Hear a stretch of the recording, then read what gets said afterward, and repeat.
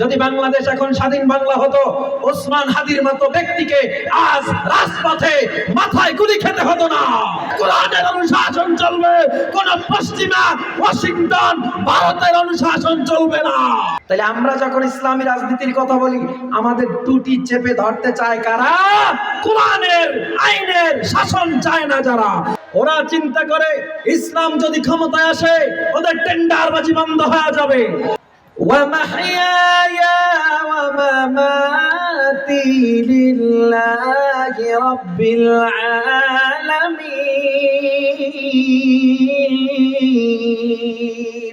الحمد لله الذي لم يزل عالما قديرا حيا قيوما سميعا بصيرا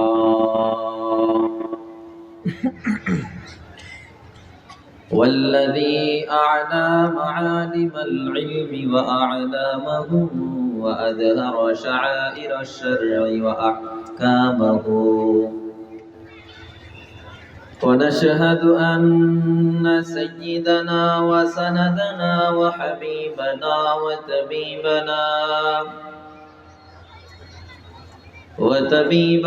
وطبيب قلوبنا ومولانا محمدا عبده ورسوله الذي أرسله إلى الناس كافة بشيرا ونذيرا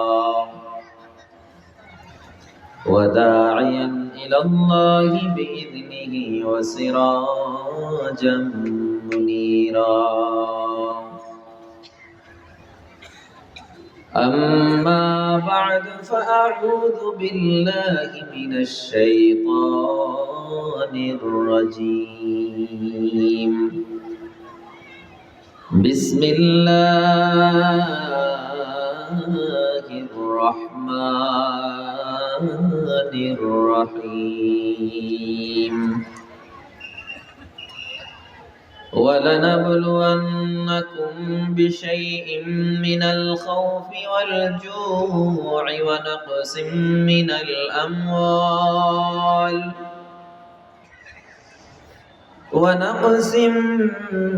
الأموال والأنفس والثمرات وبشر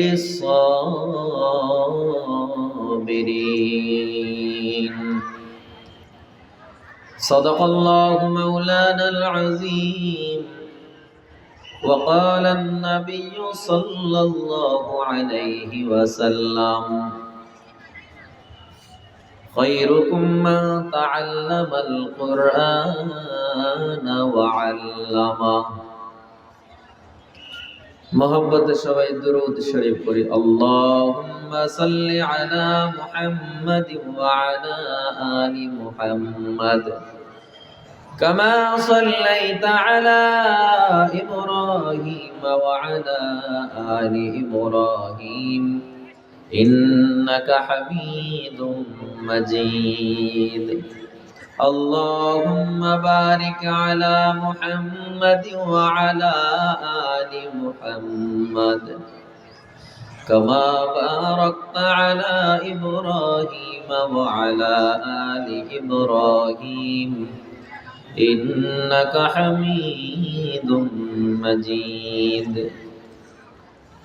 বিষ্ণু হাফেজ বতুগু यमকে গুতা জানমি মানদ अगर मानद शबे दीगर नमी मानद गुलज गुलशा जुदा गश्ता तरु ताजा नमी मानद अगर मानद शबे दीगर नमी मानद हमेशा इज्जत मेहमा बोए खाना नमी मानद अगर मानद शबे दीगर नमी मानद हिजाबन अरुसा दरबारे शौहर नमी मानद अगर मानद शबे दीगर नमी मानद जिंदगी है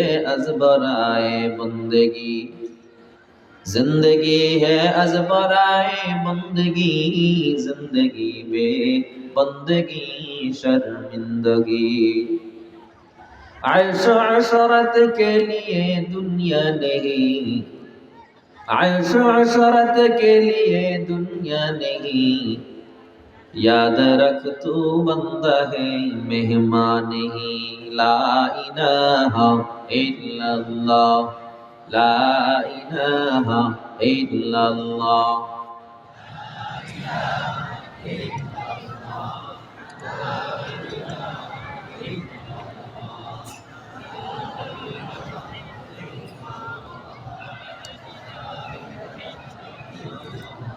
ला इलाहा इल्लल्लाह ला इलाहा इल्लल्लाह ला इलाहा इल्लल्लाह ला इलाहा इल्लल्लाह ला इलाहा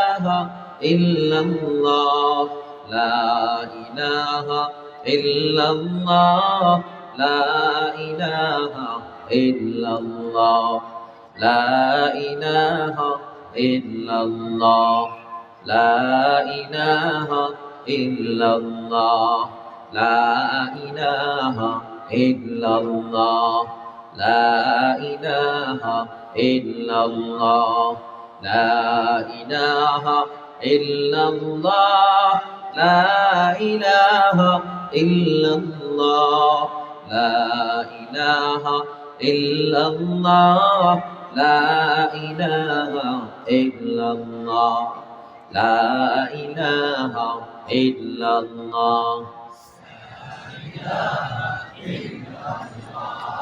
ला इलाहा इल्लल्लाह मुहम्मदुर रसूलुल्लाह सुब्हानक ला इल्मा लना इल्ला मा अल्लमतना इन्नका अंतल अलीमुल हकीम रब्बि इश्रह ली सदरी व यस्सिर ली अमरी वाहलुल उक़दतम मिन लिसानी यफ्क़हू कौली। আলহামদুলিল্লাহ, আল্লাহ পাকের দরবারে অসংখ্য অগণিত শুকর আদায় করছি, যিনি আমাদেরকে জামি ইসলামিয়া মাহমুদিয়া মাদ্রাসার 19তম বার্ষিক ওয়াজ মাহফিলে অধ্যকার প্রথম দিনে আশা ও বসার তৌফিক দিলেন, কোরআন সুন্নাহ থেকে কিছু কথা শোনার সুযোগ করে দিলেন। আল্লাহর দরবারে অন্তর খুলে সবাই একবার শুকর আদায় করি আলহামদুলিল্লাহ। আমাদের আলহামদুলিল্লাহর আওয়াজে মনে হয় আল্লাহ আমাদেরকে এখানে এনেছেন, এতে আমরা খুশি না? খুশি আমরা? অন্তর খুলে জোরে পড়ি আলহামদুলিল্লাহ। আল্লাহ বলেন লা ইন শাকারতুম লা আযীদান্নাকুম, যদি শুকর আদায় করো আমি আল্লাহ নিয়ামত আরো বাড়ায় দেব। সুবহানাল্লাহ, সবাই কোন না জোরে কোন, আরো জোরে সুবহানাল্লাহ। মান ক্বালা সুবহানাল্লাহ কুতিবাত লাহু 20 হাসানাত, কেউ যদি একবার সুবহানাল্লাহ বলে আল্লাহ তার আমল নামায় 20টা নেকি লিখে দেন, 20টা গুনাহ ঝরায় দেন। অন্য হাদিসে আসছে 1000 আল্লাহ নেকি দিয়ে দেন, 1000 গুনাহ ঝরায় দেন। আবু হুরায়রা রাদিয়াল্লাহু তাআলা আনহু থেকে হাদিস বর্ণনা করা হয়, যেই বান্দা তাসবিহ পড়বে সুবহানাল্লাহ, আলহামদুলিল্লাহ, আল্লাহু আকবার অথবা লা ইলাহা ইল্লাল্লাহ, আল্লাহ তাদেরকে কি পরিমাণ সওয়াব দেয় বলে তামলাউ মা বাইনাস সামাওয়াতি ওয়াল আরদ, এত পরিমাণে সওয়াব দেন আসমান জমিনের মধ্যখানের ফাঁকা জায়গা সওয়াবে পরিপূর্ণ হয়ে যায়। শুকর নিয়ামত নিয়ামত তাফজু কুনাদ, শুকর নিয়ামত নিয়ামত তাফজু কুনাদ, কুফর নিয়ামত আযকাফত বীরু কুনাদ। الحمد لمن قدر خيرا وخبالا، الحمد لمن قدر خيرا وخبالا، والشكر لمن صور حسنا وجمالا، والشكر لمن صور حسنا وجمالا فرد صمد عن صفة الخلق بريء رب الأزل والخلق الخلق كمالا رب أزلي والخلق الخلق كمالا আজকে যেহেতু আল্লাহ আমাদেরকে এনেছেন নাযালাত আলাইহিমুস সাকিনা, এমন ময়দান যেখানে আল্লাহ সরাসরি রহমত নূর নাজিল করতেছেন। ফেরেশতা দিয়ে আল্লাহ নিরাপত্তার চাদরে পুরো ময়দানকে আবৃত করে ফেলেছেন। আমি এখানে আলোচনার যোগ্য না ভাইজান,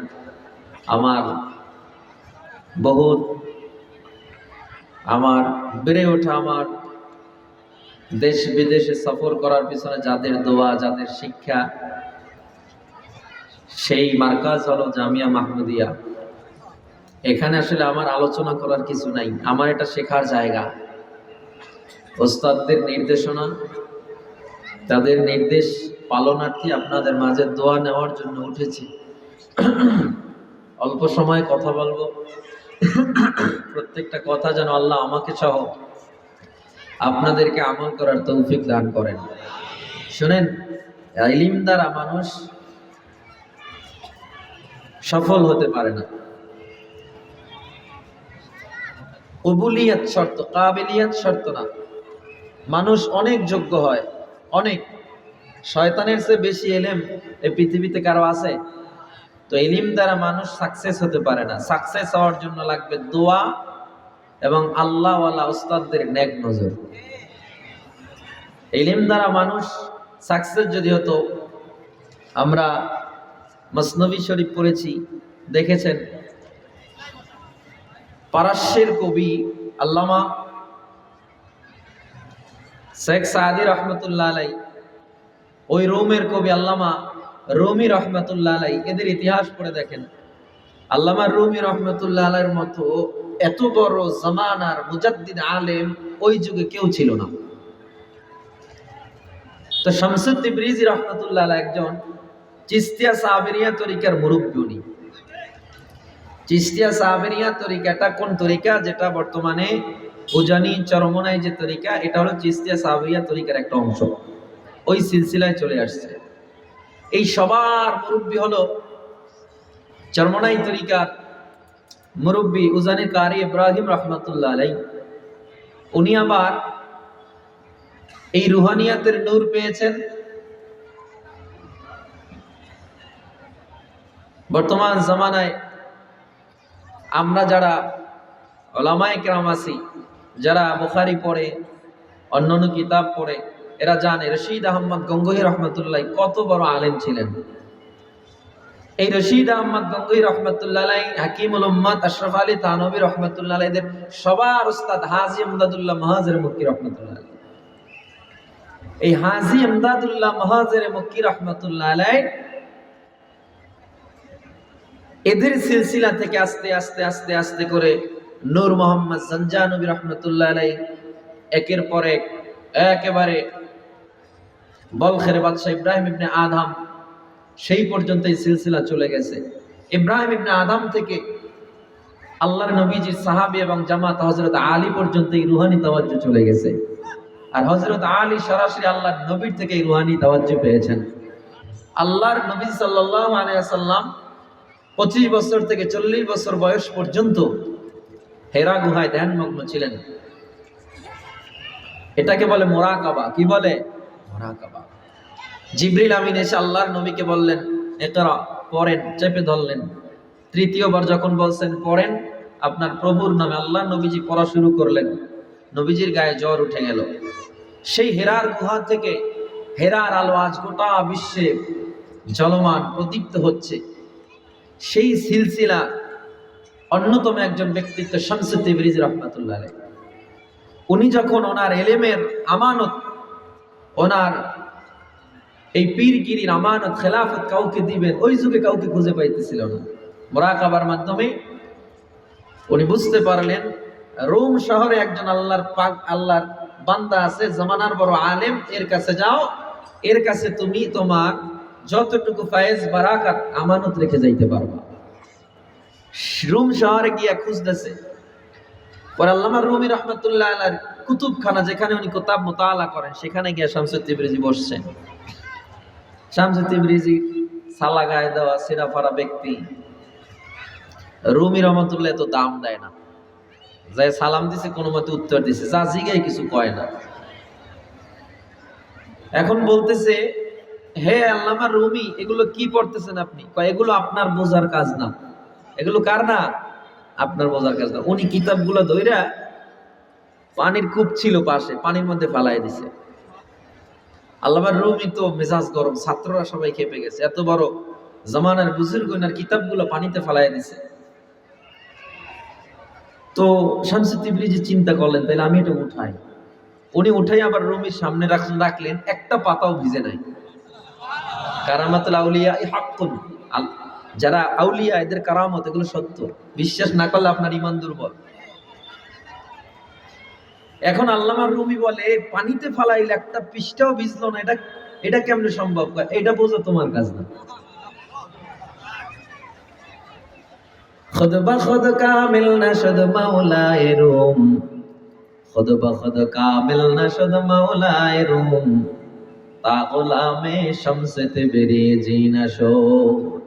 আল্লামা রুমি শামসুদ তিবরিজির পিছে যখন লাগে গেলেন যে এটা আমার বাইর করতে হবে, এটা আবার কেমন জিনিস, তখন শামসুদ তিবরিজি তার 6 মাস তার সাথে রাখছেন, জংলা ইবাদত করাইছেন। আগেও ইবাদত করছে, কিন্তু সেই মারিফাত, শরিয়াত, তরিকাত পূর্ণ মজা তখন পায় নাই। 6 মাস তার সাথে রাইখা যখন পরিপূর্ণ সুলুক থেকে একেবারে মারিফাতের দরজায় ঢুকে গেল, এরপরে তাকে খেলাফত দিলেন। ওই সময় মসনবী শরীফ তিনি এই অবস্থায় জঙ্গলায় বসে লিখেছেন, বিশাল শেরের কিতাব। এই সময় তিনি আল্লামা রুমি বলছে, আমি নিজে আল্লামা রুমি হইতে পারতাম না যদি শামসুদ তিবরিজি আমার মুরব্বি না হইতো। আমরা যারা বয়ান করি, আমরা যারা আলেম, দেশ বিদেশ ঘুরে বেড়াই, ইলম অনেকের আছে, কিন্তু আল্লাহর কাছে যদি কবুল না হয়, এই ইলমের কোনো দাম নাই। এটা যারা মানবেন, মনে করেন আপনার সফলতা, ঠিক আছে, আপনি আল্লাহর কাছে খালাস বান্দা হিসেবে আছেন। যারা মানবেন না, আপনাদের বোঝানোর কিছু নেই। আমি আমার কথাই বলতেছি, আমাদেরকে আল্লাহ যতটুকু আগাচ্ছেন, যতটুকু নিচ্ছেন, ওস্তাদদের নেক নজর এবং দয়া ছাড়া এটা সম্ভব না।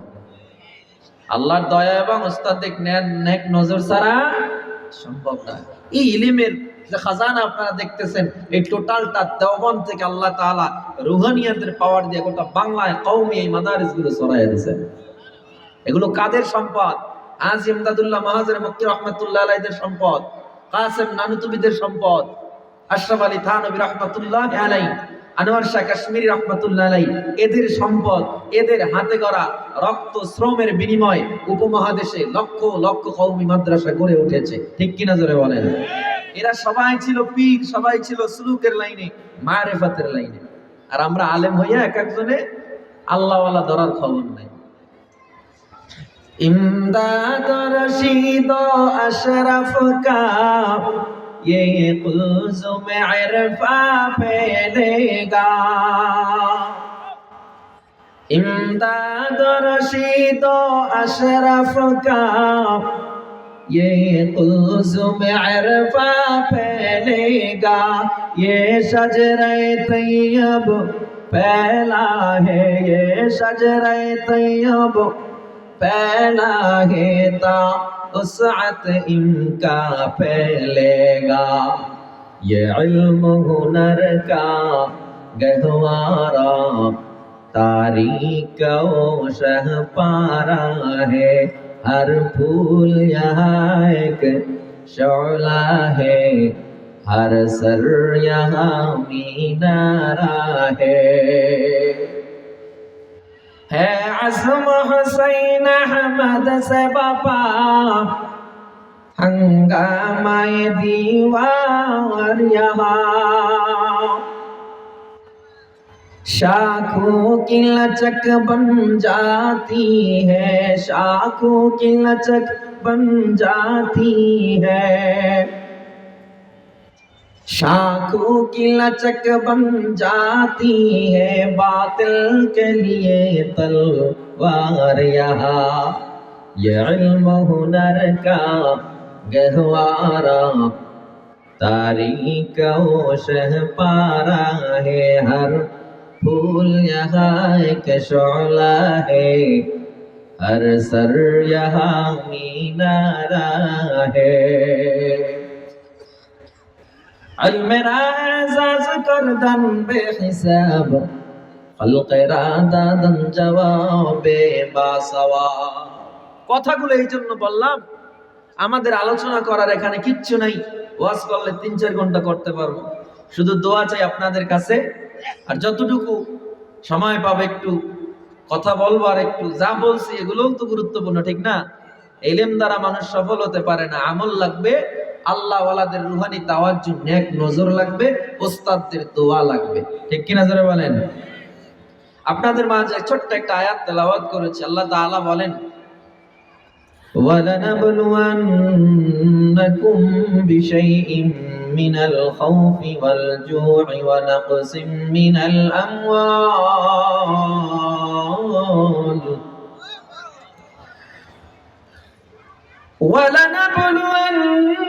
ولنبلونكم بشيء من الخوف والجوع ونقص من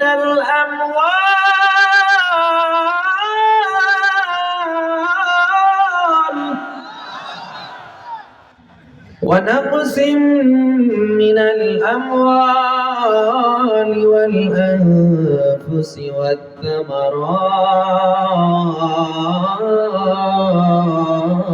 والثمرات وبشر الصابرين।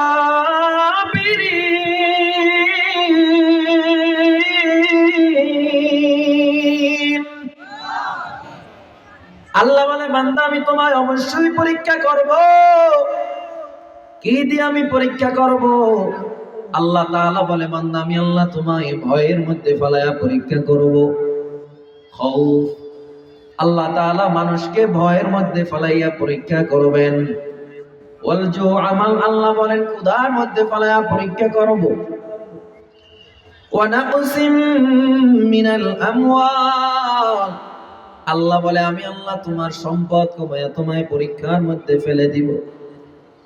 ওয়াল আনফুস, আমি আল্লাহ তোমার জানের ক্ষতি দিয়ে, অর্থাৎ সন্তান চলে যাবে, মা বাবা চলে যাবে, আমি আল্লাহ তোমায় পরীক্ষা করব, জান নিয়ে পরীক্ষা করব।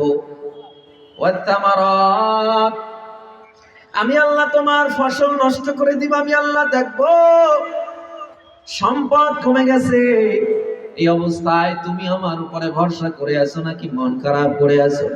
আপনাদের বরিশালে এমন মানুষ নাই, এমন মানুষ কি পাওয়া যায় না? সম্পদ নষ্ট হয়ে গেছে, এবার কান্না করে আর কয় আল্লাহ কি আর কারো খেত দেখে না, আমারটাই দেখছে? নাই? দোকানে আগুন লাগছে, আল্লাহ কি আর কেন দোকান দেখে না, আল্লাহ আমার দোকানটাই কেন দেখলো? এমন লোক আছে না নাই?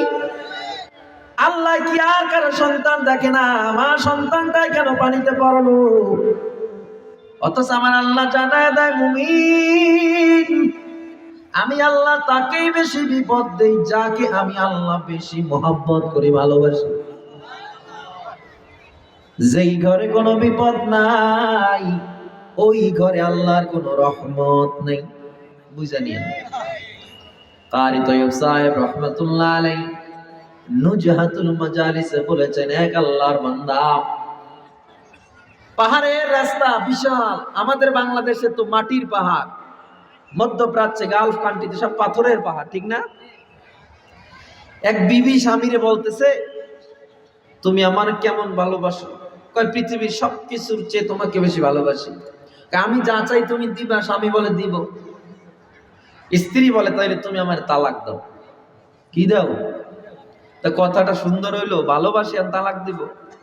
একদিন আর 2 দিন না, 25 দিন পর্যন্ত স্বামীকে খুঁজে খুঁজে আমার তালাক দাও।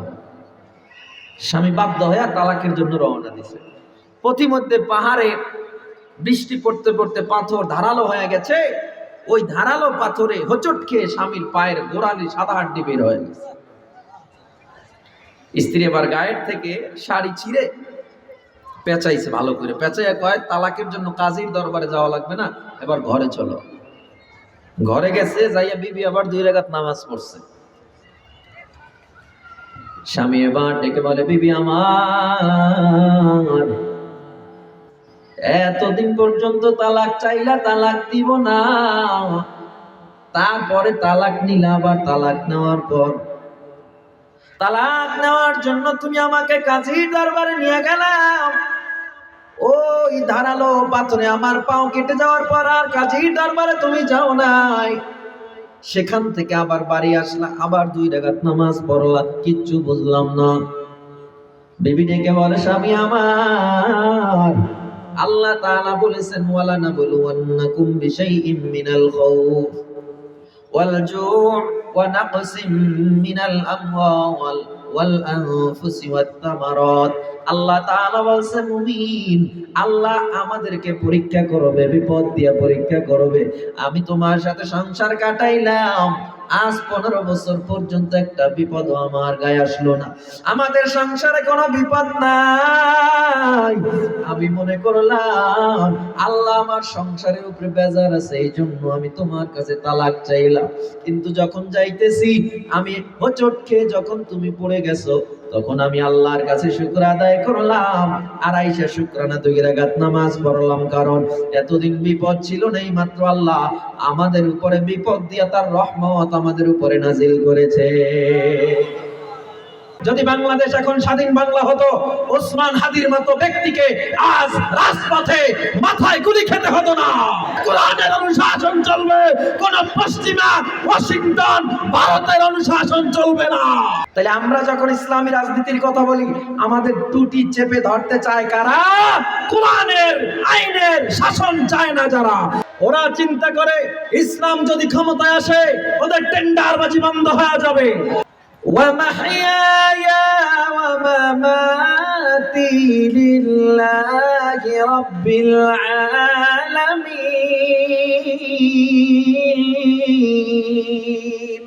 যেই ঘরে কোনো বিপদ নাই, মনে করবেন আল্লাহর রহমতই নেই। যে কোনো না যে কোনো দিক থেকে মুমিনের ঘরে বিপদ থাকবেই। এবার আসেন আয়াতের আলোচনায়। আল্লাহ বলেন, ওয়ালা নাবলুওয়ান্নাকুম, লামে তাকিদ, আবার নাবলুওয়ান্নাকুম, নুনে তাকিদ সাকিলা, এমন কঠিন করে আল্লাহ বলছে, অবশ্যই তোমাকে পরীক্ষা করব। কিছু পরীক্ষা কর, বিষয় নাকারা, মানে সীমাবদ্ধতা। আমার পরীক্ষা থাকবে যা তোমাদের ধৈর্য সীমার মধ্যে। আমি আল্লাহ এমন পরীক্ষা করব না যা তোমার সহ্য ক্ষমতার মধ্যে নাই। এর মধ্যে 1 নাম্বার খৌফ। আল্লাহ বলে, আমি ভয় দিয়ে পরীক্ষা করব। ভয় দিয়ে আল্লাহ পরীক্ষা করবে। এখন এই ভয়ের মধ্যে প্রকার আছে না নাই?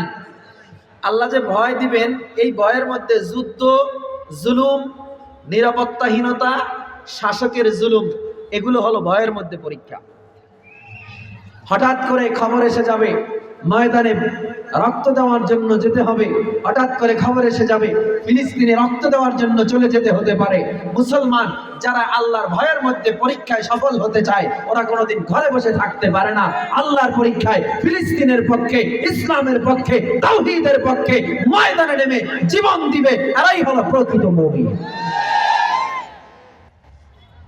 সবচেয়ে বড় সমস্যা আমাদের সমাজের ভিতরে, সবচেয়ে বড় রিওমার এই জিহাদ। জিহাদের কথা শুনলেই সুশীলদের মাথা গরম হয়ে যায়। টকশোতে বয়া বয়া একটার মাথায় দেখবেন চুল নাই, মাথায় স্টেডিয়াম হয়ে রয়েছে। ওই টকশোতে বয়া বয়া কোনো কিছু পায় না, একটাই তাদের টপিক, মাদ্রাসা শিক্ষা বন্ধ করো, ইসলামী রাজনীতি চলবে না। ইসলামী রাজনীতিকে তারা ধর্মীয় ধর্ম ব্যবসা বলে আখ্যায়িত করে কটাক্ষ করে।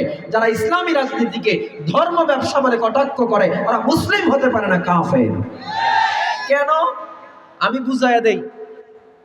নামাজ কার হুকুম? পর্দা কার হুকুম? জিহাদ কার হুকুম? যে আল্লাহ জিহাদ ফরজ করেছেন, যে আল্লাহ নামাজ ফরজ করেছেন, যে আল্লাহ পর্দা ফরজ করেছেন, হজ ফরজ করেছেন, যাকাত ফরজ করেছেন, সেই আল্লাহ আবার ইসলামী রাজনীতি করাকে ফরজ করেছেন। এখন আপনি বলবেন এটা ফরজ কেমন হইলো? হ্যাঁ ফরজ। শ্রেণীভেদ, কার্যক্রম আলাদা, কোন সময় কার্যক্রম কম, কোন সময় বেশি, কিন্তু যারা রাষ্ট্রীয়ভাবে ইসলামকে ক্ষমতায় দেখতে চায় না, তারা স্পষ্ট মুনাফিক, এতে কোনো সন্দেহ নয়। প্রিয় ভাইরা আমার, 92% মুসলমানের রাষ্ট্র। এই রাষ্ট্রের ভিতরে প্রত্যেকটা চাকরি, প্রত্যেকটা সরকারি বেসরকারি চাকরির জায়গায় নামাজের জায়গা আছে না নাই? নর্থ সাউথ ইউনিভার্সিটিতে গত 4 দিন আগে নারায়ে তাকবীর আল্লাহু আকবারের স্লোগান উঠেছে। ডাকসু নির্বাচনে ঢাকা বিশ্ববিদ্যালয় নারায়ে তাকবীর আল্লাহু আকবারের স্লোগান উঠেছে। শুধু তাই নয়, মিরপুর শেরেবাংলা ক্রিকেট স্টেডিয়ামে নারায়ে তাকবীর আল্লাহু আকবারের স্লোগান দিয়েছে। কোনো মাদ্রাসার ছাত্ররা দেয় নাই, কোনো মসজিদের ইমামরা দেয় নাই, কলেজ ভার্সিটির ছাত্ররা, ডিপ্লোমা ইঞ্জিনিয়ারিং করা ন্যাশনাল ক্যাডাররা, যারা সাধারণ শিক্ষা, জাগতিক শিক্ষায় শিক্ষিত, এরা তাকবীর দিয়ে প্রমাণ করে দিয়েছে এই বাংলার মানুষের রন্ধ্রে রন্ধ্রে প্রত্যেকটা জায়গায় ইসলাম লুকিয়ে আছে। 16-17 বছর পর্যন্ত আমাদেরকে দমায় রাখা হয়েছে। মূলত বাংলার প্রত্যেকটা মানুষ রাষ্ট্রীয়ভাবে ইসলামকে ক্ষমতায় দেখতে চায়।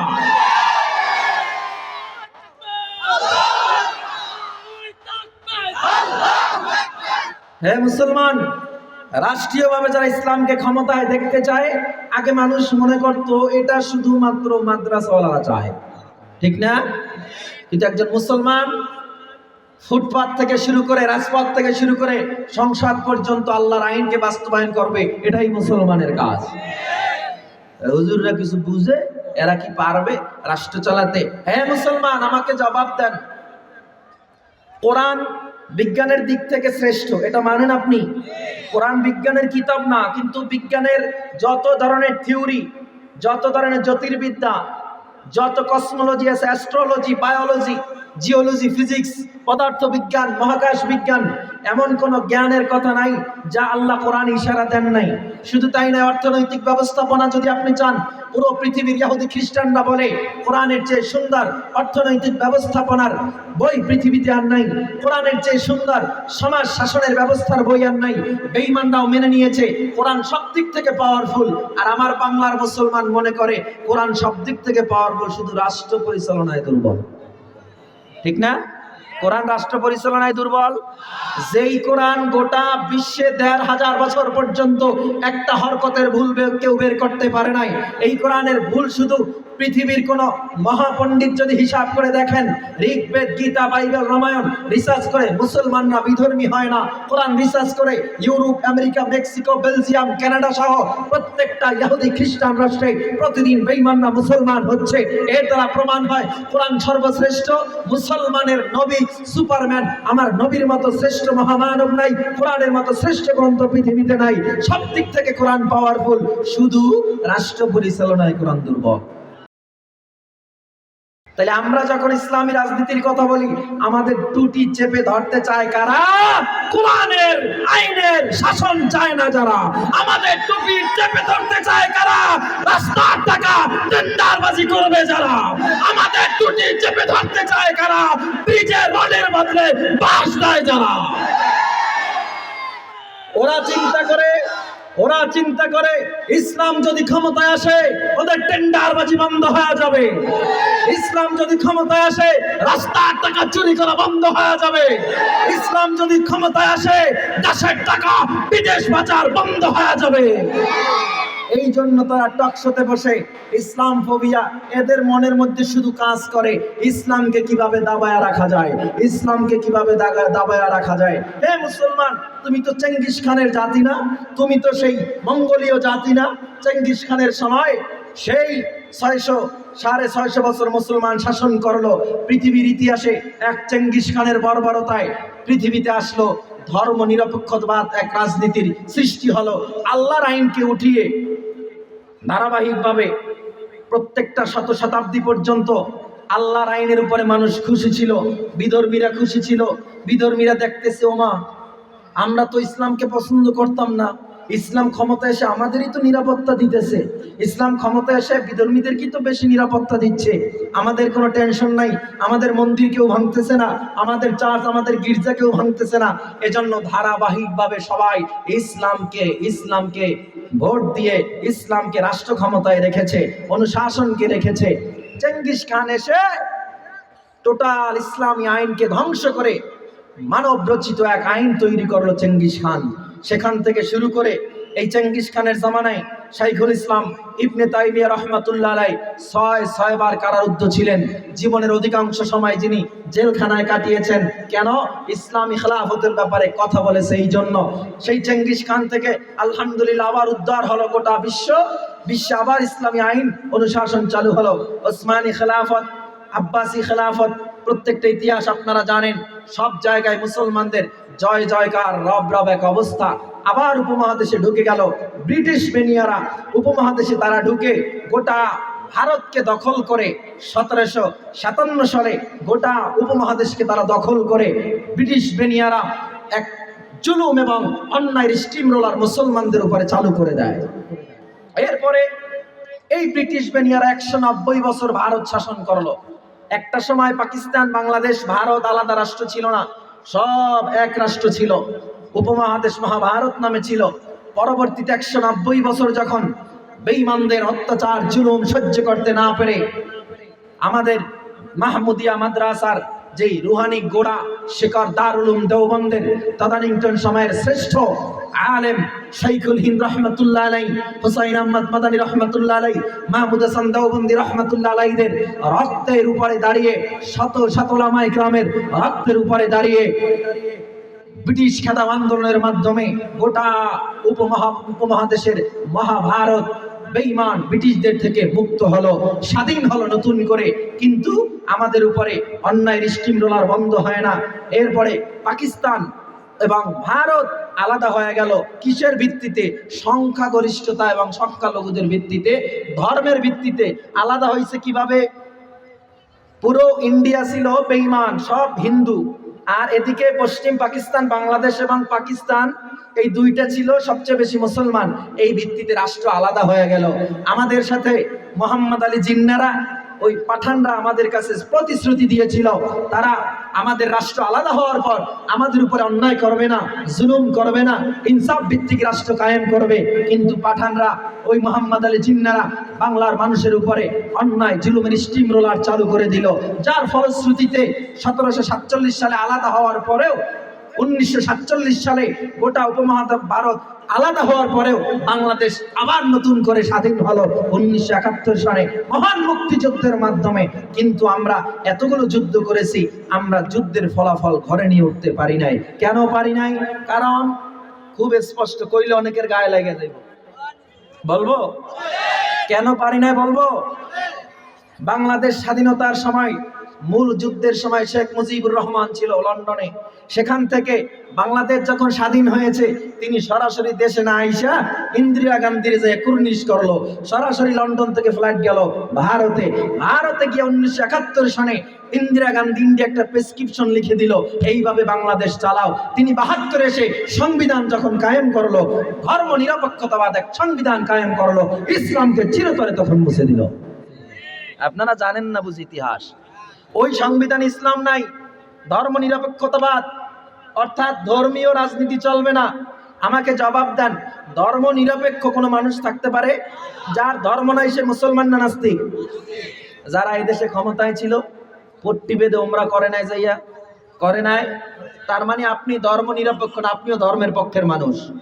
আর যারা ধর্মের পক্ষের মানুষ, এরা চাইবে অবশ্যই ইসলাম ক্ষমতায় আসবে, ইসলামী অনুশাসন এবং আল্লাহর আইনের পুরো পৃথিবী চলবে, এটাই মুসলমানদের চাওয়া। কিন্তু হয় নাই। আফসোস লাগে মুসলমান। 52-এর ভাষা আন্দোলন, 54-এর যুক্ত ফ্রন্ট, 66-র 6 দফা, 69-এর গণ অভ্যুত্থান, 70-এর জাতীয় নির্বাচন, কেউ ধর্ম নিরপেক্ষতা নিয়ে কোন নেতারা তখন কথা বলে নাই। 72 থেকে ধর্ম নিরপেক্ষতা ঢুকে গেছে, যার ফলশ্রুতিতে আজও বাংলার প্রত্যেকটা টকশো, প্রত্যেকটা শিক্ষা বিদ্যালয় নাস্তিক বা আমরা ধর্ম নিরপেক্ষ বলে আমাদের ইসলামী রাজনীতিকে দবায়া রাখতে চায়। আমরা বলতে চাই, 24-এর গণ অভ্যুত্থানের পর এক নতুন বাংলাদেশ তৈরি হয়েছে। এই বাংলায় ইসলামের কথা চলবে, এই বাংলায় ইসলামের অনুশাসন চলবে, কোরআনের অনুশাসন চলবে। কোন পশ্চিমা ওয়াশিংটন ভারতের অনুশাসন চলবে না।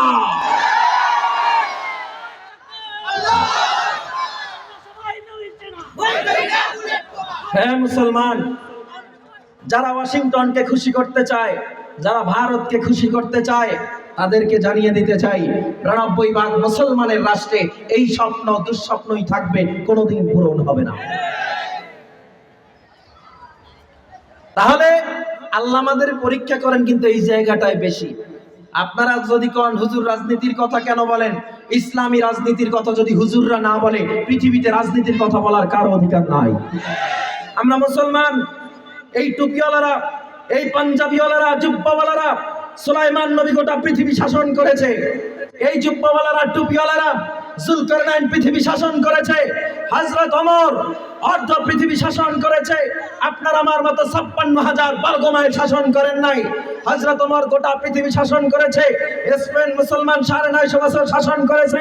আসমানি খেলাফত, আব্বাসি খেলাফত, মুসলমানদের স্বর্ণালী খেলাফত। আজ যদি এই বাংলার জমিনে উলামায়ে কেরামরা ঐক্যবদ্ধ হয়ে সেই ওমরের উত্তরসূরিরা ইসলামকে ক্ষমতায় নিয়ে যেতে পারেন আপনারা, আমরা দেশকে এমন ভাবে চালাবো, এই দেশে দুর্নীতি থাকবে না, হত্যা থাকবে না, রাজনীতি থাকবে না, টেন্ডারবাজি থাকবে না, মানুষের হক আর নষ্ট হবে না। যারা খেলাফত পছন্দ করে না, আপনাদেরকে একটা হাদিস দিয়ে যদি উদাহরণ দেই আরো ক্লিয়ার বুঝতে পারবেন। আদি ইবনে হাতিম, আমরা হাতেম তাইর নাম শুনছি, সবাই বলেন হাতেম তাইর নাম শুনছি। যারা খ্রিস্টান ছিল কিন্তু দান এমন পরিমাণ তাদের, মানে কি পরিমাণে তাদের উদারতা ছিল, তারা দান করে গোটা বিশ্বে মডেল হয়ে গেছেন। তো ওনার ছেলের নাম হলো আদি। আদি বসে বসে আল্লাহর নবী বসে বসে কোরআন তেলাওয়াত করতেছিলেন। আল্লাহর নবী যখন কোরআন তেলাওয়াত করে এই আয়াতটা নবীজি সূরা বারাত থেকে পড়তেছিলেন, তাওবার, যে খ্রিস্টানরা গ্রহণ করেছে, পাদ্রী খ্রিস্টানরা রব হিসাবে গ্রহণ করে নিয়েছে পাদ্রী এবং তাদের জ্ঞানীদেরকে। খ্রিস্টানরা কাদেরকে রব হিসাবে গ্রহণ করেছে? তাদের পাদ্রী এবং জ্ঞানীদেরকে। তো হাতেম তাইর ছেলে আদি বলতেছে, নবী এই কথাটা তো মনে হয় ভুল, এই অভিযোগটা। কেন ভুল? কয় আমরা তো কোনো খ্রিস্টান পাদ্রীকে আমরা রব হিসাবে মানি না, আমরা খ্রিস্টান কোনো পণ্ডিতকে রব হিসাবে মানি না। আল্লাহ এই কথাটা কোরআনে কেন বললেন? এটা তো আমাদের উপরে মিথ্যা অভিযোগ দিল।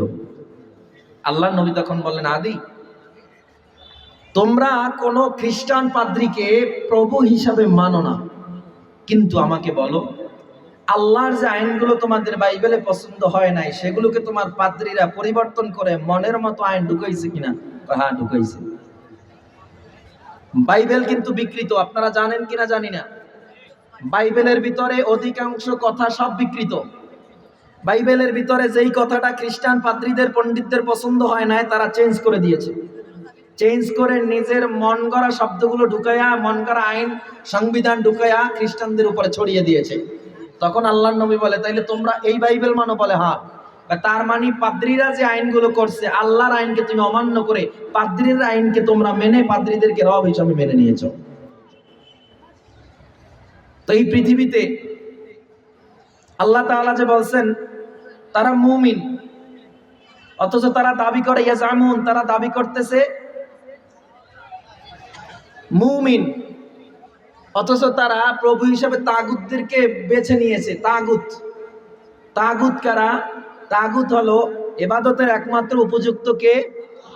আর এই উপযুক্ত আল্লাহর স্থানে কাউকে বসাইয়া যদি আপনি তার ইবাদত করেন, যাকে বসাইছেন সে হলো তাগুত। যেমন মূর্তি, যেমন মূর্তি। তা এই তাগুতদেরকে মানুষ পূজা করে, কালী পূজা করে, সরস্বতী পূজা করে। ওই সময়ও এই তাগুত ছিল। তা ইবাদতের মধ্যে আবার দুইভাবে ইবাদত করা যায়। আমাদের প্রত্যেকটা মুমিনের জন্য তাওহীদ মানা ফরজ। আল্লাহ যে এক, একাত্মবাদের উপর ঈমান আনা ফরজ। তা ঈমান আনার ভিতরে আবার দুইটা কৌশল, দুইটা গুণ আছে। একটা হলো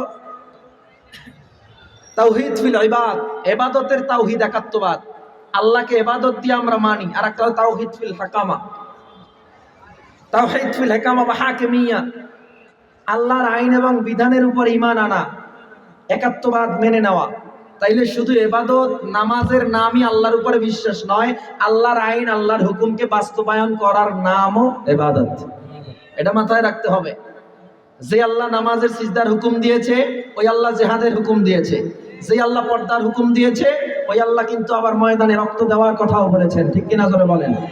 তা আমার আলোচনার যে বিষয় হলো, আমি বুঝাতে চেয়েছি আল্লাহ মানুষকে ভয় দিয়ে যে পরীক্ষা করবেন, এই ভয়ের মধ্যে অন্যতম একটা হলো যুদ্ধ, শাসকের জুলুম। কিন্তু কেউ কেউ কোন আলেম, আপনাদের দোষ দিচ্ছি না কারণ আপনাদের হিসাব পরে, কোন আলেমরা বলতে চায় জায়নামাজে বসে ইবাদত করলেই ইসলাম কায়েম হয়ে যাবে। এরকম আলেম আছে না নাই? জায়নামাজে বসে যদি ইবাদত করে ইসলাম কায়েম হয়ে যাইতো, আল্লাহর নবী উহুদের ময়দানে গিয়ে রক্ত দেওয়ার প্রয়োজন ছিল না। জায়নামাজে বসে যদি ইসলাম কায়েম হয়ে যাইতো, আমার নবী 27টা যুদ্ধে নিজে সরাসরি উপস্থিত হয়ে প্রমাণ করার দরকার ছিল না।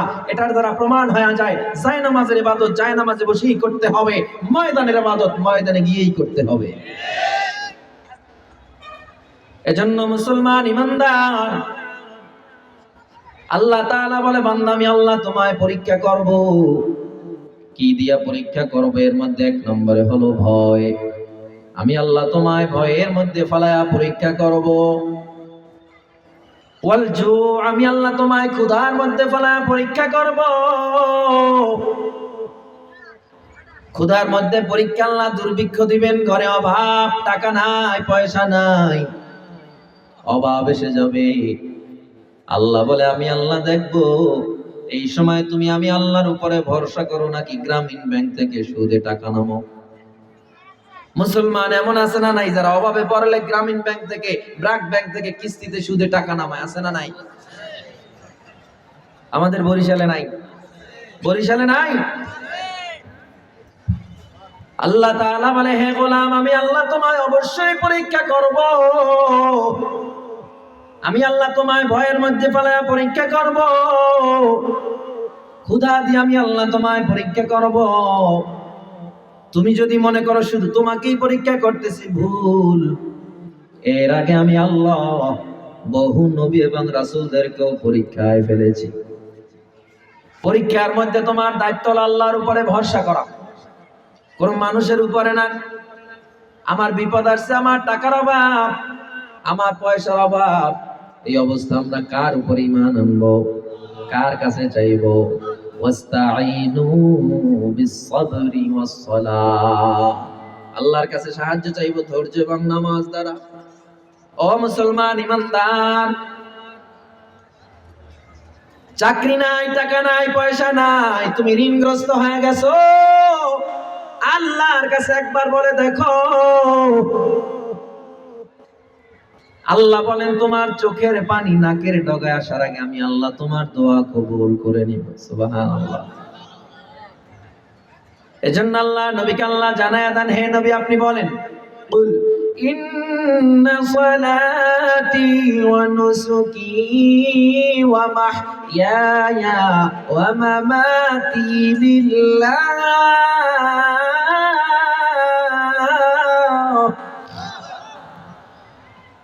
ومحياي ومماتي لله رب العالمين।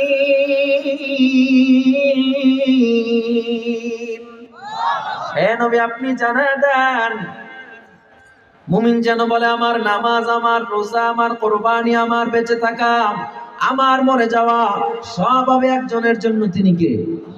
এই জীবনে কিছুই চাওয়ার নেই তো আর, আমার জীবন আমার মরণ সবই তোমার, আমার জীবন আমার মরণ সবই তোমার। এই দুনিয়ায় আছি তোমার দয়াতে, তোমায় ছাড়া শান্তি পাই না কিছুতে, তুমি ছাড়া নেই হৃদয়ে কেউ তো আর, আমার জীবন আমার মরণ সবই তোমার, আমার জীবন আমার মরণ সবই তোমার। অন্তর খুলে বলেন, আমার জীবন মরণ একমাত্র একজনের জন্য, তিনি কে? আমাদের খাওয়াই কে? ইজ্জত দেওয়ার মালিককে, বেইজ্জতি করার মালিককে, রিজিক দেওয়ার মালিককে। সব বিপদে আপদে কাকে মানবো? পৃথিবীর মানুষ বলে তোর এই বিপদ থেকে উদ্ধার হতে পারবি না। আল্লাহ কয় পৃথিবীর মানুষ যেটা বলে ওটা আমার সংবিধান না, আমি যেটা বলি এটাই আমার সংবিধান। পৃথিবীর মানুষ বলে আগুনে পড়লে মানুষ পুড়ে যায়, মারা যায়। বিজ্ঞান বলে আগুনে পড়লে মানুষ পুড়ে যায়, মারা যায়। কিন্তু আল্লাহ কয় ইব্রাহিমের মতো আমার কাছে চেয়ে দেখ, আগুনে পড়লে মারা যায় কিন্তু ইব্রাহিমের মতো চেয়ে দেখ, আমি আল্লাহ তাআলা ইব্রাহিমের মতো ভরসা করলে আমি আগুন ফুলের বাগান বানায়া দিব। মানুষ বলে পানিতে হাঁটা যায় না, দাঁড়ানো যায় না। আল্লাহ বলে মুসার মতো ধৈর্য ধরো, মুসার মতো আমার উপরে ভরসা করে দেখো, আমি নীল নদের পানির মতো তোমার পানিও রাস্তা বানায় দিব। যদি বাংলাদেশ এখন স্বাধীন বাংলা হতো, ওসমান হাদির মতো ব্যক্তিকে আজ রাজপথে মাথায় গুলি খেতে হতো না। কোরআনের অনুশাসন চলবে, কোন পশ্চিমা ওয়াশিংটন ভারতের অনুশাসন চলবে না। তাহলে আমরা যখন ইসলামী রাজনীতির কথা বলি, আমাদের টুটি চেপে ধরতে চায় কারা? কোরআনের আইনের শাসন চায় না যারা। ওরা চিন্তা করে ইসলাম যদি ক্ষমতায় আসে ওদের টেন্ডারবাজি বন্ধ হয়ে যাবে। ومحياي ومماتي لله رب العالمين। হাদিসে পয়গম্বর বলেন পাখিগুলো যখন সকালবেলা বেরিয়ে যায়, ক্ষুধা পেটে বেরিয়ে যায়, এই পাখিগুলো জানে না সে ভরা পেটে ফিরবে কিনা, কিন্তু কোনো পাখি খালি পেটে বাসায় ফিরে না। এর একমাত্র কারণ ভরসা পরিপূর্ণ কার উপরে করে নেমেছে। একটা পাখি যখন নেমে যায় তার বাচ্চাগুলো জানে তার মা খাবার আনতে পারবে কিনা, বাচ্চাগুলো অনিশ্চয়তায় ভুগে, পাখিটা অনিশ্চয়তায় ভুগে, কিন্তু পাখির উপরে একটা পাওয়ার আছে, একটা সম্পদ আছে পাখির মধ্যে, সেটা হলো আল্লাহর প্রতি তাওয়াক্কুল, পরিপূর্ণ আল্লাহর উপরে ভরসা।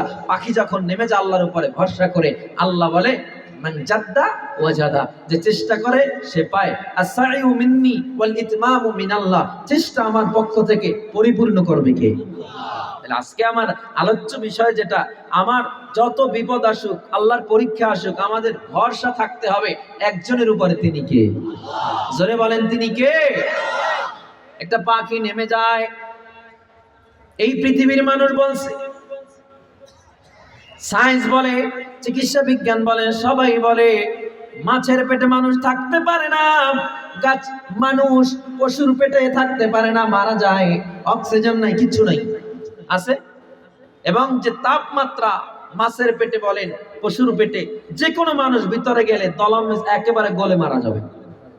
কিন্তু আল্লাহ বলে ইউনুসের মতো আমার উপরে ভরসা করো, আমি আল্লাহ ইউনুসকে যেমন 40 দিন মাছের পেটে রাখলাম, আমি আল্লাহ তোমাকে 40,000 বছর রাখার ক্ষমতা রাখি। আল্লাহ আল্লাহ ক্যা মুবারক নাম হ্যায়, अल्लाह अल्लाह आशिकों का काम है, अल्लाह अल्लाह तू मेरा माबूद है, अल्लाह अल्लाह तू मेरा मक़सूद है, या इलाही मुझसे मुझको दूर कर, ताकि देखो मुझ में तुझको एक नज़र। ও আমার মুসলমান ভাই, ও আমার যুবক, আল্লাহ তাআলা শুধু আপনার আমারে পরীক্ষা করবে না, না, পূর্বের জামানায় আল্লাহ নবীদেরকে পরীক্ষা করেছেন, উলামায়ে কেরাম, আউলিয়া কাবির, তাবেঈন, তাবেঈনদেরকে আল্লাহ পরীক্ষা করেছেন, এমন এমন বিপদ দিয়েছেন, এর চেয়ে 1000 কোটি গুণ বিপদ আমাদের উপরে কম আসে, এরপরেও নামাজটারে ছেড়ে দেই, এরপরেও বিপদ আসলে আল্লাহর উপরে ভরসা হারায়া ফেলি। পেটে ক্ষুধা, অভাব চলে আসছে, সুদের খাতায় নাম লেখাতে মানুষ দেরি করে না, অথচ সাহাবায়ে কেরামের চেয়ে বেশি ক্ষুধা আপনার আমার নাই। ফিলিস্তিনের মতো আল্লাহ আপনাকে আমাকে পরীক্ষা করেন না, ওই বসনিয়া চেচনিয়া ফিলিপাইনের মতো আপনাকে আমাকে আল্লাহ যদি পরীক্ষা করত, চিন্তা করেন আপনার আমার ঈমান কই যাইতো।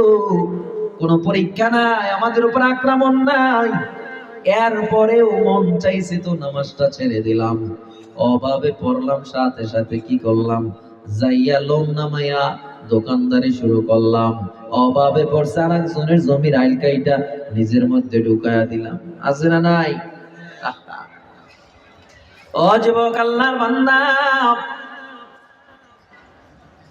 আল্লাহর নবীর প্রিয় সাহাবী একজন সাদ রাদিয়াল্লাহু তাআলা আনহু, এত কালো, খাটো, দেখতেও সুন্দর, কেউ তারে পছন্দ করে না। সাদ রাদিয়াল্লাহু তাআলা আনহু আল্লাহ নবীর দরবারে গিয়া বলে, পয়গম্বর, আপনার সাথে আমার কিছু কথা আছে, বলে বলো। ও নবী আমার, ও মায়ার নবী আমার, আমি এত কালো, আমি এত সুন্দর, মদিনার মেয়েরা আমায় পছন্দ করে না, কেউ আমার সাথে মেয়ে বিয়াও দিতে চায় না। ও নবী, আমি জানতে চাই, আল্লাহ আমাকে পছন্দ করে নাকি ভালোবাসে নাকি, আমি একটুকু কথা জানতে চাই। আল্লাহ নবী বলে, সাআদ, আমি নবী বললাম, আল্লাহ কারো চেহারা দেখিয়া কাউকে পছন্দ করেন না, আল্লাহ কারো চেহারা দেখিয়া কাউকে নির্ণয় করেন না, আল্লাহ দেখে কার অন্তরটা কেমন, কার ঈমান কেমন। আমি নবী বললাম, ইনশাআল্লাহ তুমিও আল্লাহর জান্নাতের মেহমান হইবা। আর তুমি বলছো তোমাকে মদিনার কোন মেয়েরা পছন্দ করে না, আমি নবী বলতেছি মদিনার সর্বশ্রেষ্ঠ সুন্দরী তোমার বিবি হবে ইনশাআল্লাহ। সাহাবায়ে কেরাম একটু অবাক হয়ে গেছে। সাহাবায়ে কেরাম অবাক হয়ে ডাক দিয়া কয়, ও পয়গম্বর, যেই জাতকে মদিনার কোন মেয়েরা পছন্দ করে না, সাধারণ কোন মেয়েরা পছন্দ করে না, যেই জাতকে মদিনার কোন থার্ড ক্লাস ফ্যামিলি পছন্দ করে না, এই জাতকে সর্বশ্রেষ্ঠ সুন্দরী বিয়ে করবে, এটা কেউ মানতেই চায় না। আল্লাহর নবী কয়, মদিনার সবচেয়ে বড় নেতাকে, কয় আব্দুর রহমান ইবনুল ওয়াহাব। আল্লাহর নবী একটা চিরকুট লিখলেন, লিখা সাদের হাতে দিলেন, এটা আব্দুর রহমান ইবনুল ওয়াহাবের কাছে পৌঁছে দাও। আব্দুর রহমান ইবনুল ওয়াহাবের কাছে পৌঁছে দাও।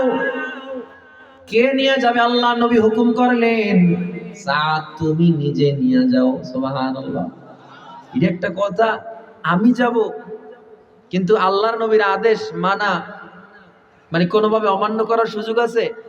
রওনা দিছে, মনে কোনো আশা নাই, কিন্তু নবীজি যেহেতু বলছে, একটা আশা তো আছে। যার সাথে মদিনার কোনো মেয়ে বিয়ে দিতে চায় না, থাকার জায়গা নাই, চেহারা নাই, বয়স নাই, এই লোককে ইবনুল ওয়াহাব, মদিনার এত বড় নেতা, তার কাছে মেয়ে বিবাহ দিবে, কেউ যেন বিশ্বাসই করতে চায় না। আব্দুর রহমান ইবনুল ওয়াহাবের বাড়ির কিনারায় চলে গেল সাদ। বাড়ির কিনারায় গিয়া দারোয়ানকে পরিচয় দিল, আমি নবীর সাহাবা, একটা পয়গাম নিয়ে আসছি আব্দুর রহমানের কাছে, পয়গামটা পৌঁছে দিব।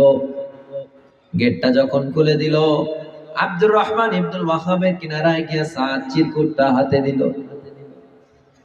আব্দুর রহমান ডেকে বলে, ও সাদ, আমিও নবীকে বড় ভালোবাসি, কিন্তু আমাকে তুমি জবাব দাও, তোমার যদি একটা মেয়ে থাকতো, আর তুমি জানতা ছেলের কাছে বিয়ে দিবা, কোন ছেলের কাছে যার ঘর নাই, বাড়ি নাই, চেহারা নাই, তোমার মেয়েকে খাওয়াতে পারবে না, তুমি বিয়ে দিতে? কয় না। কয়, বলো আমি কেমনে আমার মেয়ের জীবনটা তোমার হাতে তুলে দিব? মেয়েটা আমার ছোট্টবেলা থেকে আমি তাকে লালন পালন করলাম, কেমনে আমি তোমার হাতে তুলে দিব? যাও যাও। সাদ মনটা খারাপ করে যখন রওনা দেয়, জানালা থেকে ওই মেয়েটা ডাক দিয়া বলে, সাদ দাঁড়াও দাঁড়াও, আমার একটু কথা শুনে যাও। সাদ সাদ চেহারাটা ঘুরাইয়া দেখে ইবনুল ওয়াহাবের সুন্দরী মেয়ে তাকে ডাক দিছে। আল্লাহু আকবার, জোরে বলেন আল্লাহু আকবার। এবার সাদ কাছাকাছি যখন গেল, মেয়েটা বাইরে এসে সাদকে নিয়ে বাবার কাছে চলে যায়, বাবার সামনে দাঁড় করে সাদকে ডেকে বলে, সাদ, আমার বাবাকে একটু বলো তোমারে কে পাঠাইছে?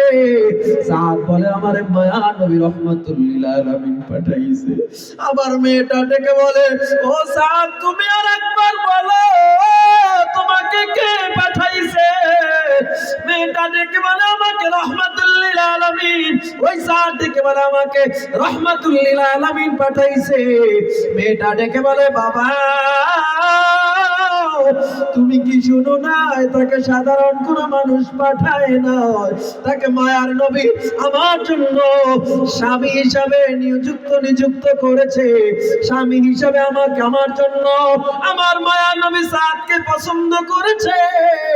ও বাবা তুমি জেনে রাখো, তুমি রাজি থাকো আর না থাকো, আমি মেয়ে সাদকে সারা পৃথিবীর কোন ব্যক্তির সাথে বিবাহ বসবো না।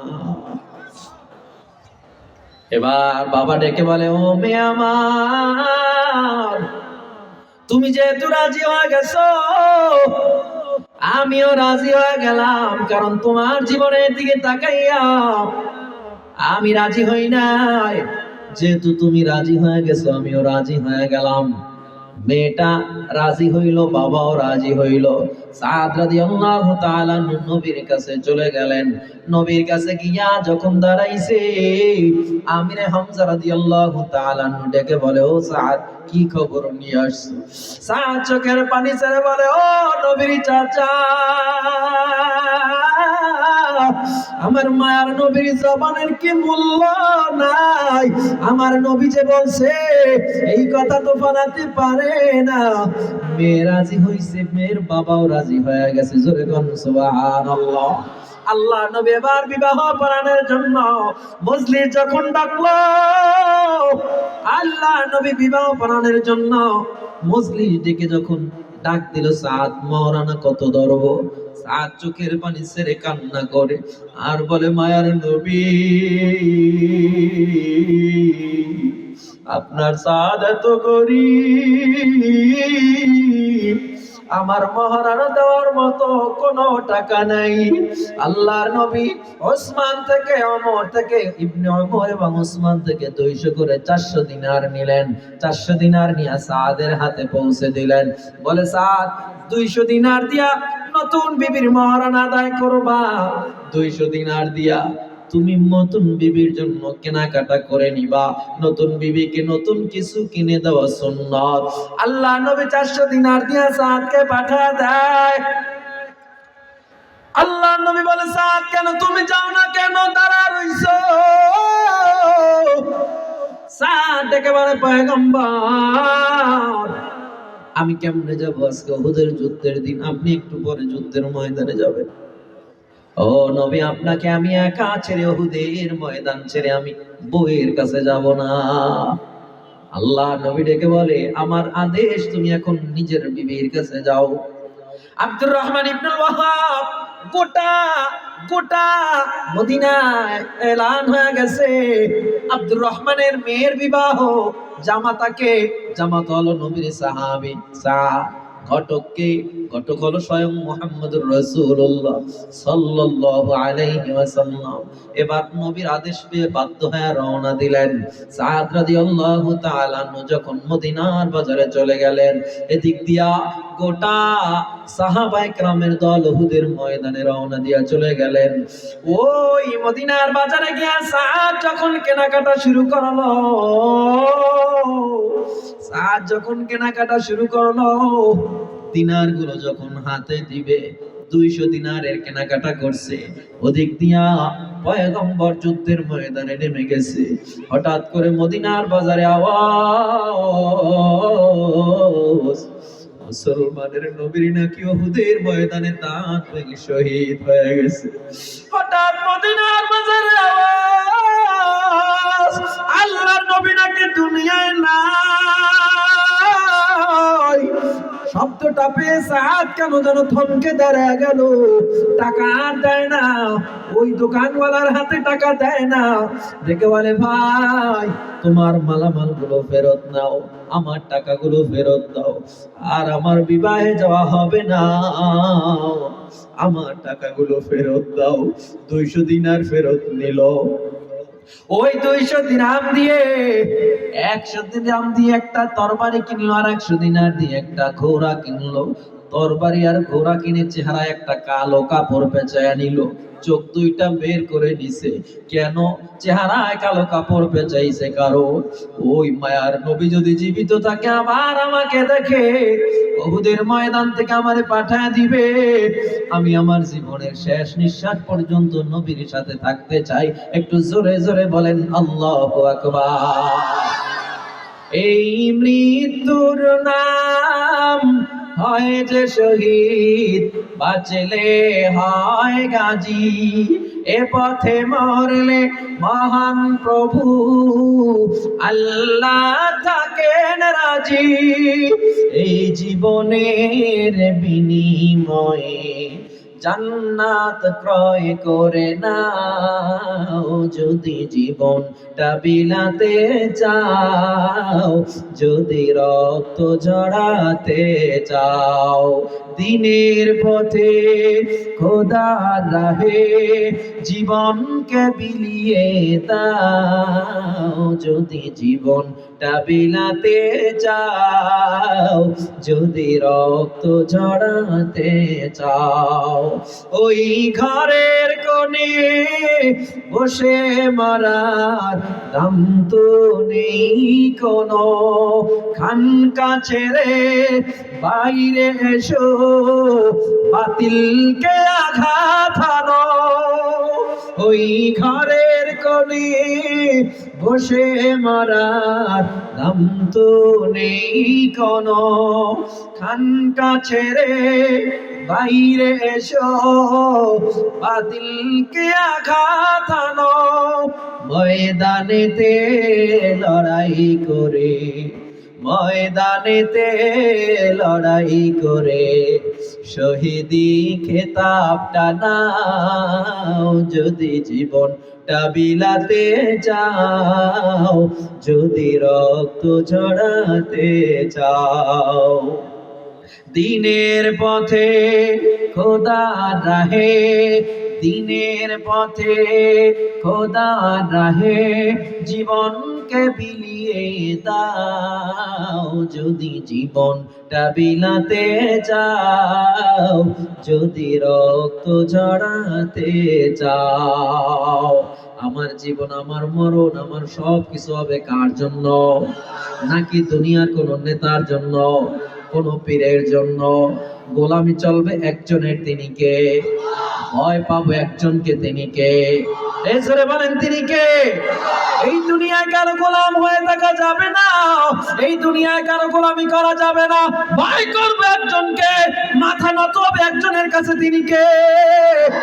সুতরাং আমরা মুমিনরা কোন সময় পৃথিবীর কোন নব্য যারা প্রভু দাবি করে, ওয়াশিংটনের উত্তরাধিকারী, ওই ভারতের জিঞ্জিরাবদ্ধ কোন উত্তরাধিকারীরা যদি আমাদের প্রভু হতে চায়, আমরা তাদেরকে স্পষ্ট জানায় দেই, আমরা কোন ভারতের গোলামি করি না, আমরা ওয়াশিংটনের গোলামি করি না, আমরা মুসলমান একজনের গোলাম, তিনি কে?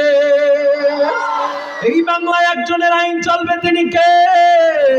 এই বাংলার সূর্য ওঠে আল্লাহর নামে, সূর্য ডুবে আল্লাহর নামে। যেই দেশের মানুষের ঘুম ভেঙে যায় আজানের ধ্বনিতে, যেই দেশের মানুষ এত মসজিদ, এত মাদ্রাসা, এত আলেম ওলামা, এত তাবলীগের কাজ, এত ওলামায়ে কেরামের মেহনত ওয়াজ মাহফিল, এই মুহূর্তে বাংলার জমিনের 8টা বিভাগের 650টা থানায় প্রত্যেক জায়গায় কোরআনের মাহফিল হয়। প্রত্যেকটা মাহফিলে মানুষ যায়, কোরআনের মহব্বতে যায়, আল্লাহর মহব্বতে যায়। সুতরাং আমরা জানিয়ে দিতে চাই, 95% মুসলমানের রাষ্ট্রে কোন নাস্তিকবাদী, কোন ওয়াশিংটন আর ভারতীয় রাম বাবুদের স্বপ্ন বাস্তবায়ন হবে না। হবে নাকি? প্রস্তুত আছেন তো ইনশাআল্লাহ? এবার প্রমাণ করতে হবে এই বাংলা ইসলামের বাংলা। এবার প্রমাণ করতে হবে এদেশে কোন ওয়াশিংটন, ওই লাল কুত্তাদের কোন নিজের মানব রচিত তন্ত্র মন্ত্রের কোন আইন শাসন প্রতিষ্ঠা হবে না। এবার প্রতিষ্ঠা হবে ইসলামের আইন, আল্লাহর দেওয়া বিধান। আপনারা যদি রাজি থাকেন তাইলে ঠিক আছে, কারণ বোর্ডের আগের রাইতে নোট পেয়ে ঘুরে যায়, আছে না নাই? হ্যাঁ, ভোটের আগের রাত্রে নিজের একটা গরুর দামের চেয়ে কম দামে বিক্রি করে দিলেন। আহা, কিয়ামতের দিন যে আপনি ধরা খাবেন, এই ডাইল চোর, কম চোর, ফেরেশতারা ধরবে, কইবে কি কোন, জীবনে কম চুরি করি নাই। কয় তুই রাস্তার টাকা মারছো, জীবনে মারি নাই। তুই তো মারস নাই, তুই যারে ভোট দিছো সে মারছে, এবার তুই এইটার ফলাফল ভোগ কর। ইয়াউমা নাদউ কুল্লা উনাসিম বিইমামিহিম, প্রত্যেকটা মানুষ কিয়ামতে তার নেতার সাথে উঠবে। আমাদের নেতা পয়গম্বর মুহাম্মদুর রাসূলুল্লাহ সাল্লাল্লাহু আলাইহি ওয়াসাল্লাম। আর আমরা একমাত্র প্রভু মানি এবং আমাদের মাথা নত হয় একজনের কাছে, তিনি কে? দুনিয়ার কোন মানুষের কাছে আমাদের মাথা নত হয়? আপনারা মনে করছেন 24শে জুলাই আগস্টের কোন অভ্যুত্থানে বাংলাদেশ মুক্তি হয়ে গেছে? বাংলাদেশ এখনো মুক্ত হয় নাই, এখনো ফেসিবাদ থেকে বাংলার মানুষ মুক্তি পায় নাই। যদি বাংলাদেশ এখন স্বাধীন বাংলা হতো, ওসমান হাদির মতো ব্যক্তিকে আজ রাজপথে মাথায় গুলি খেতে হতো না। বাংলাদেশ যদি স্বাধীন হইতো, এখনো আমার বিভিন্ন জায়গায় মাহফিলে বাধা দেওয়া হয়, বিভিন্ন জায়গায় মসজিদের ইমামদেরকে মসজিদ থেকে বের করে দেওয়া হয়। এর দ্বারা বোঝা যায় এই বাংলার স্বাধীনতা এখনো পূর্ণ হয় নাই। স্বাধীন তখন হবে এই বাংলা ইসলামের বাংলা যখন হবে। বাংলাদেশ স্বাধীন তখন হবে বাংলাদেশের মানুষ তার হক সাম্য অধিকার যখন ফিরে পাবে, তখনই বাংলাদেশ স্বাধীন হবে। ঠিক কি নজরে বলেন? বাংলার মানুষ মনে করছে স্বাধীন হয়ে গেছে, এখনো স্বাধীন হয় নাই।